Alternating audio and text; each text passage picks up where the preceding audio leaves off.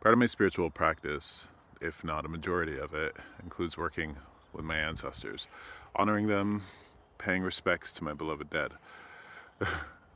Yesterday I came to the cemetery to make offerings of maple syrup, burnt some incense, cleaned up some trash that was laying around, and then a weird thing happened to me on the way out. As I was wrapping up last night and it was getting to be dark, I look across the cemetery as I was walking to my car, and I see a dark spot on the ground, thinking that it might be a bag of trash or something. I walk over, and what do I discover next to one of my ancestors' graves? But a dead porcupine. I mean, this is certainly peculiar, right? To come to the cemetery and to find a dead porcupine. If you know anything about porcupines, they don't have any natural predators. I believe it was in the 17 or 1800s that people in New England would have imported fisher cat from Europe to kill the porcupines, eating the tops of pine trees and killing them. So, to find a dead porcupine, perhaps killed by a fisher cat, perhaps just dying a natural death, in the cemetery is a peculiar thing for sure. I'm a big believer in not letting any sort of wildlife or animal life that has been passed go to waste. So I came back today to take care of the porcupine. I brought some gloves. I want to move him over, or her, over into the edge of the forest and out of the way. Give this little animal a nice little send off. But before I do, I want to take some quills from the porcupine. It's serendipitous that I would find a dead porcupine in the cemetery of my ancestors in front of one of my relatives' graves, when porcupine can represent protection and defense, you know, those quills. There are some traditions that say porcupine quills bring good luck, and I love that.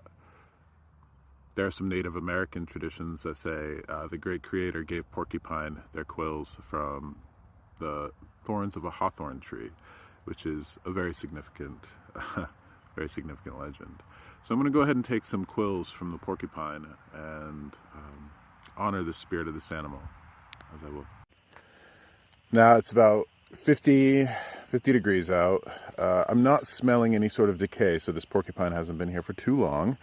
There are flies and beetles, so nature, you know, is taking its course. But as we get closer to the porcupine here, right, we see this. And before I touch the porcupine or do anything with the porcupine, I'm going to take some maple syrup here, right? Just some offerings to be made. And then what I do is I take the maple syrup and I just pour it out near the porcupine, just to thank the porcupine for what it's about to give me and to thank it for its life, and to hope that wherever its spirit's at, it can delight and take sustenance from the offerings of this maple syrup. So thank you, Mr.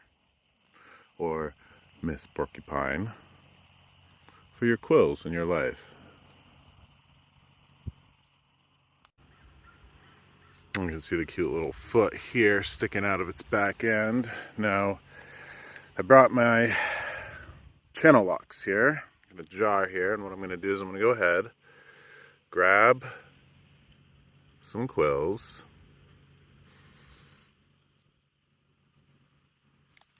a little creature. Oh yeah, just dumping them in the jar there. Taking some quills from this poor creature.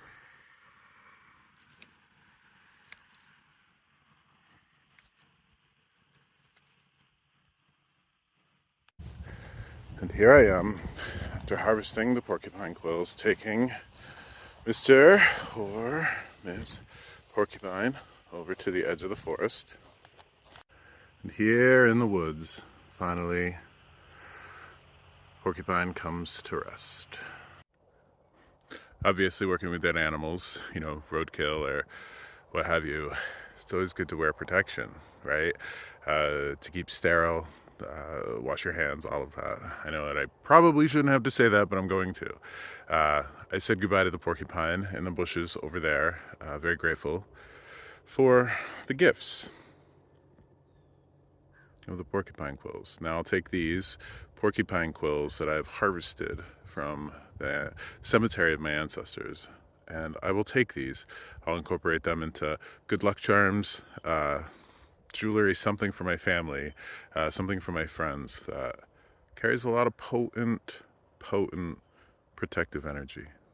So that's just a little bit of honoring the land, honoring the spirits, and being grateful for what the earth gives us.